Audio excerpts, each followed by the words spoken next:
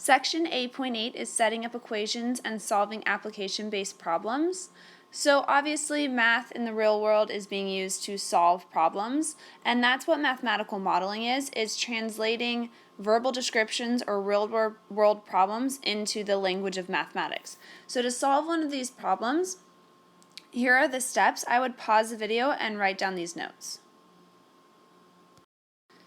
So first, you want to figure out what the problem is actually asking for, any relevant prior knowledge that you may have or that you need to figure out. So for instance, distance equals rate times time, interest, whatever geometric formula it might use. Always define your variables, and your variables represents the unknowns in the problems, what you're trying to solve for. Translate the facts they give you into math. If you need pictures, charts, tables, always useful. And then solve for the variable, answer the question, and check to make sure it works. Does it make sense? So that's a big one. If you end up with negative money, that doesn't make sense usually. So you always want to check your answer with the context that they give you. So this first type of problem we're going to look at is a mixture problem. So first thing I want you to do is pause the video and try and go through kind of the first couple steps of the applications from the first slide, identifying the problem, maybe defining some variables.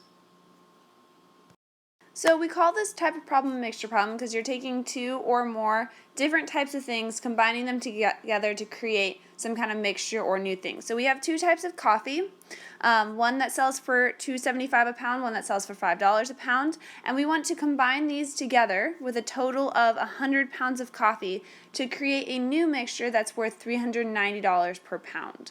So first, I figured out what my variables would be. I figured out what I'm trying to solve for, which is the amounts of each type of coffee.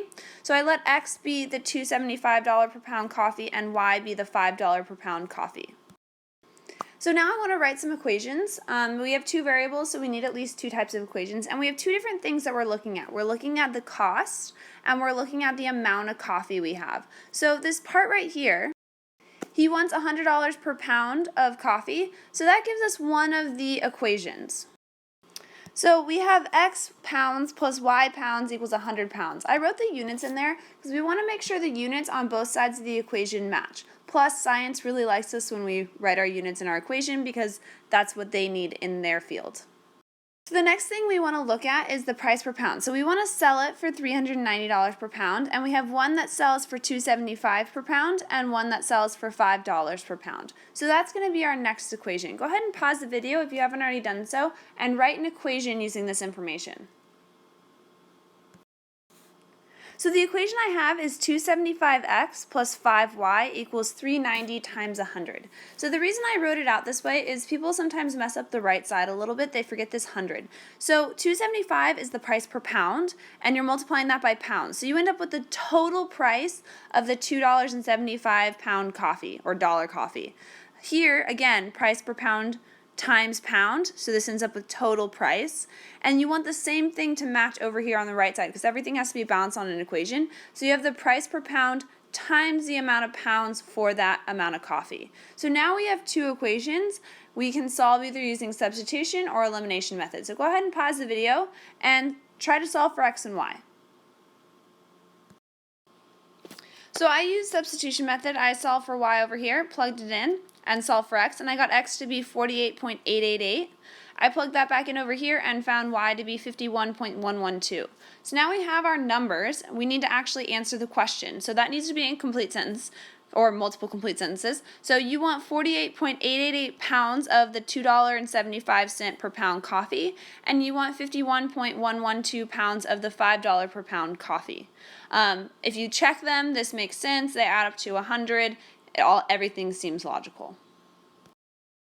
This second problem we're going to look at is a distance, rate, and time problem. So what I want you to do is I want you to pause the video and go through steps 1 through 3. So look at the problem, try to understand what it's asking, identify any prior knowledge that you need, define your variables, and set up your equations.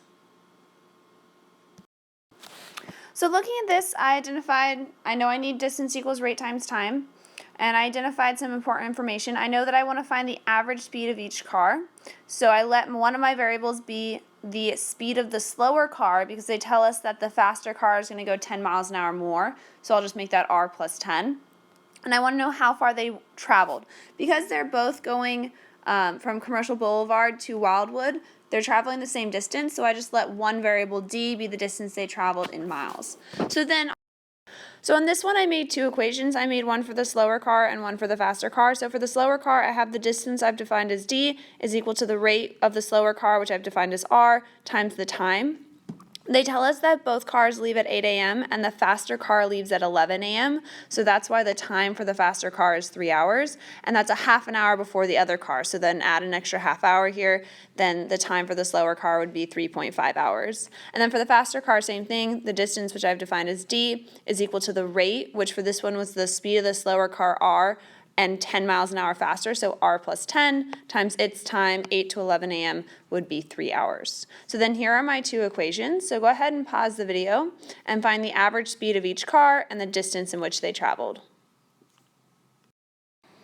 So to solve this, I have d on both sides of these. So these two things are equivalent because the distance traveled is equivalent. So I set these two equations equal to each other. So I have 3.5r. Here I distributed the 3, so it's equal to 3r plus 30.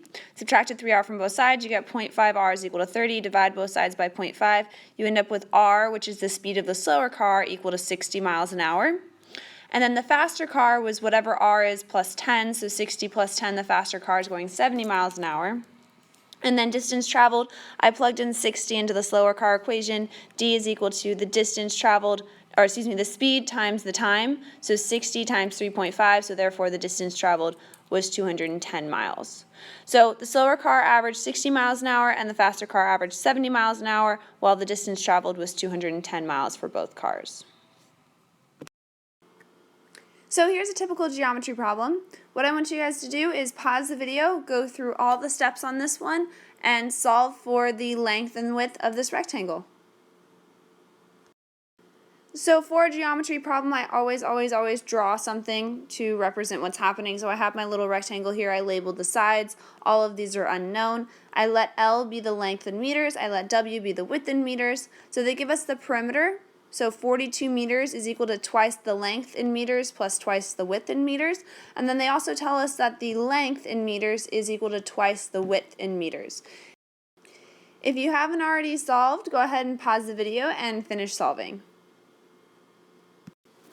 So I have my two equations. I solved using substitution and found that the width is 7 meters and the length is 14 meters. So this last problem is a finance problem. It's very similar to a mixture problem. What I want you to do is pause the video and go through steps 1 through 3. Read the information, pick pieces out that you understand, and define your variables, write your equations. So I looked at this problem and I saw that I needed to figure out how much money she's going to put in each of these accounts. So I know she has a total of $20,000. I let D be the amount of money she puts into the certificate of deposit, or CD, and B be the amount she puts into the bonds. She has a total of $70,000 to invest, so these two added together has to equal $70,000. And then interest. The way you calculate interest for simple interest is your principal times your rate times how long you're in there. We're talking about just 1 year at a time. So for the certificate of deposit, she earns 2% times how much she puts in there.